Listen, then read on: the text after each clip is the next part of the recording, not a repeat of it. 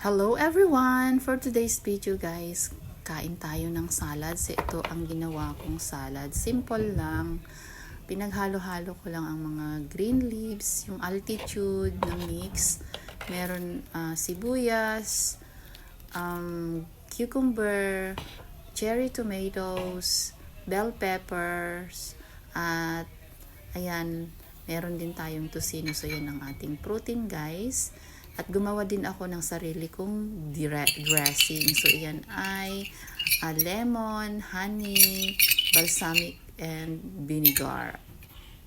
Balsamic vinegar at olive oil. At saka may ground pepper. At ihahalo ko lang po dyan sa aking salad.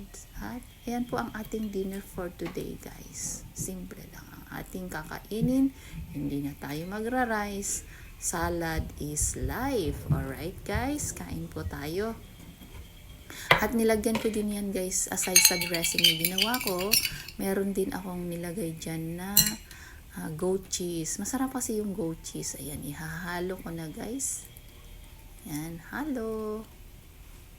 Ano lang yan, version ko sa dressing instead na yung binibili. Minsan yung binibili pero ngayon may time akong gagawa. So gumawa ako ng sarili kong dressing. Ayan, halo-halo lang. Masarap yan guys. Kahit isang bowl yan, kainin ko. Kainin ko lahat yan, char. Pero yung tocino hindi masarap. Galing yan sa Montreal. May nagbigay po. Pero mas masarap pa rin yung gawa kong tocino, char.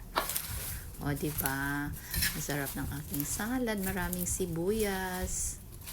Kumakain ba kayo ng ganyan, guys? Parang kambing lang.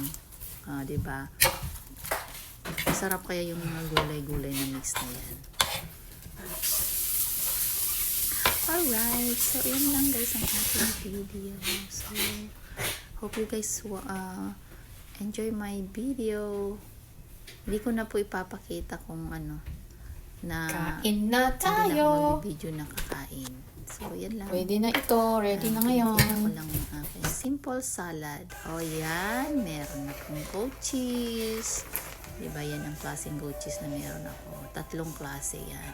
Puro goat cheese yan pero may flavor. So, ang ginamit ko is herb and garlic. Sarap kasi yung herb and garlic. Meron din yung manamis-namis. Alright, kain na tayo guys. O diba isang bowl?